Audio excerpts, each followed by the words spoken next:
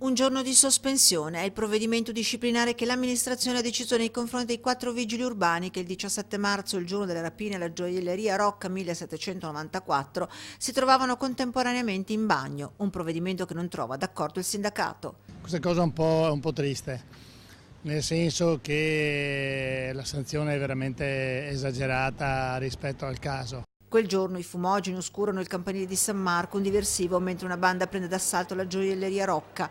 La piazza si paralizza, è un fuggi-fuggi. La tensione è alta, sono mesi di attentati terroristici. Quel giorno nella piazza erano previste 2 pattuglie di vigili urbani, una sul molo ed una nella piazza, ma quegli agenti in piazza non ci sono mentre scoppia il putiferio.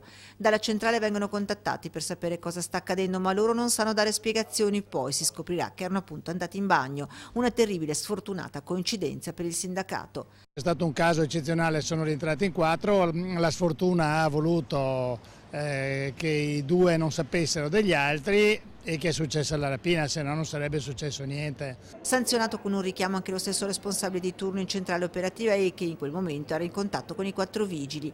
Vigili, dice il sindacato, chiamati a mansioni che non li riguardano direttamente, come appunto una rapina. Non può e non deve intervenire in una rapina, non ha gli strumenti, non ha la preparazione, diventa veramente pericoloso per sé e per gli altri.